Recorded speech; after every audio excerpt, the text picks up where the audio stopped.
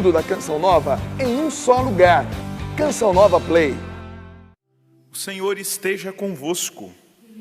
No meio de nós. Proclamação do Evangelho de Jesus Cristo, segundo João. Glória a vós, Senhor. Deus amou tanto o mundo que deu o seu Filho unigênito, para que não morra todo aquele que nele crê, mas tenha a vida eterna. De fato, Deus não enviou o seu Filho ao mundo para condenar o mundo, mas para que o mundo seja salvo por ele. Quem nele crê não é condenado, mas quem não crê já está condenado, porque não acreditou no nome do Filho unigênito. Ora, o julgamento é este: a luz veio ao mundo, mas os homens preferiram as trevas, porque suas ações eram más.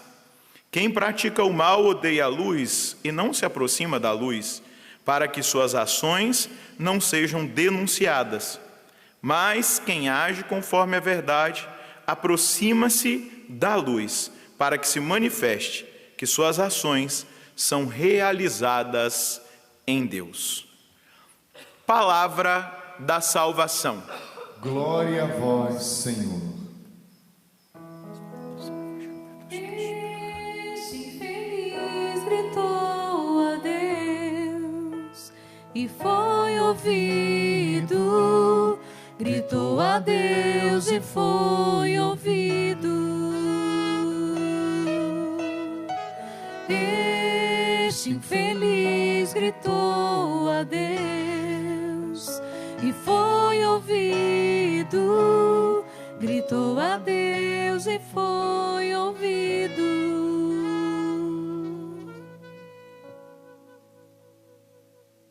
Meus irmãos, minhas irmãs, a liturgia dessa quarta-feira, da segunda semana do tempo pascal, ela é muito preciosa para nós, porque ela nos traz revelações muito profundas da parte do apóstolo São João, e especificamente esse versículo 16 do capítulo 3 sempre me tocou muito. Eu cito várias vezes em pregações, porque essa é a grande verdade, essa é a grande realidade. Deus amou tanto o mundo que deu seu Filho unigênito, para que não morra todo aquele que nele crê, mas tenha a vida eterna. E nós, a partir dessa revelação que João traz para a igreja, que ele deixa registrado no seu evangelho, é importante a gente lembrar que no final do evangelho João vai dizer: olha, Jesus fez e falou muito mais do que nós conseguimos registrar nos livros do evangelho, porque não caberia no mundo tanto livro para testemunhar tudo aquilo que ele operou e que ele fez. E se nós fôssemos agora registrar tudo o que aconteceu até o século 21, até o ano de 2020, da parte do ressuscitado, não caberia no mundo, talvez até mesmo os planetas do nosso sistema solar não caberiam de tanto testemunho e de tanta obra. E você agora pode até dizer: é verdade, padre, na minha vida eu já experimentei muitas vezes a ação de Jesus, a ação do ressuscitado. E olha que revelação preciosa: o amor do Pai pela humanidade. E aqui mundo não é simplesmente a natureza, não é o mundo no sentido de mundanismo, mas é mundo no sentido de humanidade. Eu e você. Deus tanto amou o mundo que enviou o seu Filho unigênito. O amor do Pai pelo mundo tem um nome. A gente vê o amor de Deus refletido na criação. A gente percebe na criação Deus nos amando, na beleza, na ordem de todas as coisas, na perfeição da criação. A gente sente, percebe o amor de Deus nessa ordem perfeita de todas as coisas que Deus criou. Tudo isso é obra de amor, mas nada se compara a essa grande revelação. Ele nos deu o seu Filho unigênito Ele nos deu o seu Filho unigênito, o nome do Filho unigênito do Pai. É Jesus que foi dado para a humanidade, para que a humanidade experimentasse concretamente o amor. E aqui está sendo revelado para nós, porque esse texto do Evangelho de João está vindo na sequência da pergunta de Nicodemos, o que ele deveria fazer para entrar no reino dos céus. E aí Jesus vai dizer: você precisa nascer de novo da água e do Espírito. Quem não nasce da água e do Espírito, quem não passa por essa experiência de ser experimentado na morte e na ressurreição do Senhor pelo santo batismo, não pode ver o reino de Deus.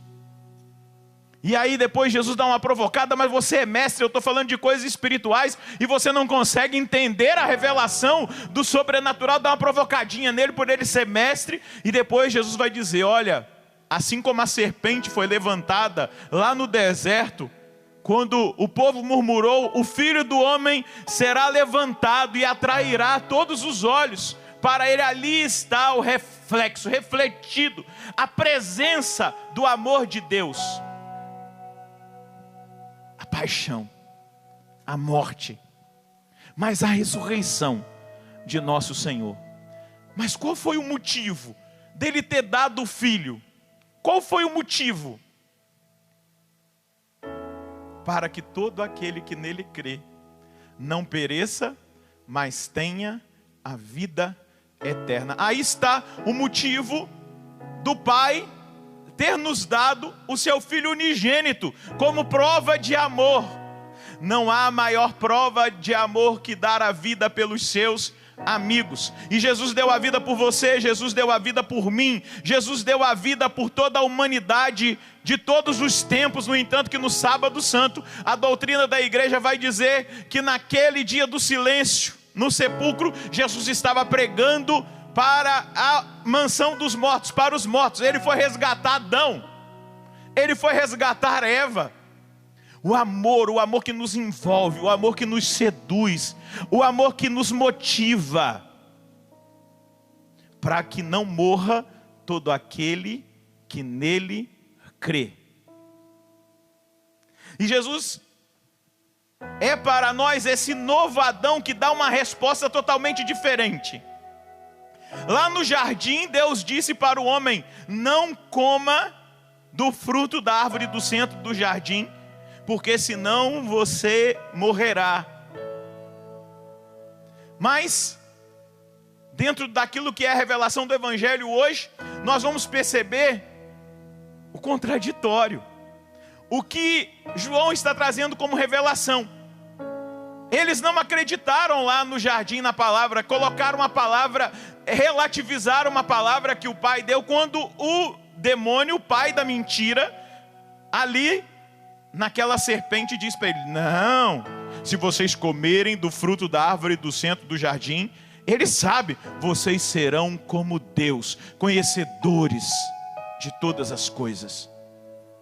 E hoje, no Evangelho, o remédio, o antídoto contra o veneno da serpente, contra a mentira fantasiosa da serpente: todo que nele crê terá a vida eterna. E aí João vai trazer a realidade: quem nele não crê já é condenado, já está condenado, porque não acreditou no nome do Filho unigênito. Não acreditou no nome do Filho unigênito. Jesus veio trazer o remédio. A presença dele é o antídoto contra a realidade do pecado. Viver em Cristo, estar em Cristo, buscar a Cristo, amar a Cristo, seguir a Cristo, viver a palavra, obedecer a palavra, acreditar, dar crédito, é fazer a experiência de vida eterna, começada aqui. Se você acredita em Jesus Cristo, e aqui acreditar é aplicar a palavra de Deus, é mentiroso quem diz que acredita e não vive, não luta para viver. E aqui não vive, o que o Padre está dizendo, o Padre não está exigindo de você uma perfeição, mas pelo menos que você lute para viver. mas pelo menos que você combata o bom combate da fé, que você não se acostume com a vida de pecado, que você saia dessa realidade. Aquele que crê, quem crê vai dar os passos do seguimento, quem crê vai meditar na paixão e olhar para esse amor tão grande. Hoje eu dizia isso para um filho espiritual e dizia para ele: meu filho, se você acha que você tem que ter direitos sobre a sua carne, de buscar os prazeres, olha para a carne dilacerada de Jesus e veja se você tem algum direito. Os pedaços que ficaram ali na flagelação, tudo que ele viveu no Calvário, até chegar no Gólgota, depois sendo preso, pregado na cruz. Será que nós temos direito? Eu dizia para ele: será que o direito não é o seguimento, não é colocar os seus desejos, as loucuras que o mundo oferece lá na cruz e dizer: pelas suas chagas eu fui curado, eu sou curado, nessas chagas eu encontro o antídoto para a minha carne, para vencer as paixões da minha carne, para viver ressuscitado, para viver na condição de alguém que um dia experimentará, não o paraíso terrestre, porque esse não vai acontecer mais, mas o paraíso celeste, a morada definitiva que Jesus preparou para nós. Quem nele crê não morrerá, mas terá vida eterna. Será colocado de volta no jardim, na eternidade feliz. Quando nós cremos, quem crê, vai dizer aqui São João, age conforme a verdade, aproxima-se da luz, para que se manifeste que suas ações são realizadas em Deus.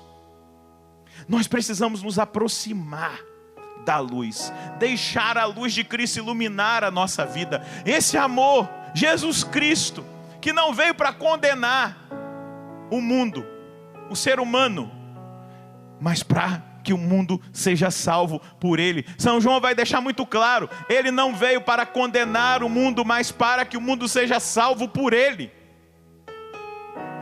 Ele veio para salvar, no entanto, que a gente chama Jesus Cristo o nosso Salvador, não o nosso condenador. Ele não veio te condenar, Ele veio te salvar. E nessa noite Ele está estendendo os braços para você que talvez deixou de segui-lo, de viver a verdade, a palavra, está na escuridão, escolheu as trevas. Ele está dizendo para você hoje: eu vim te salvar e não te condenar. Aceita-me como único Senhor e Salvador da sua vida.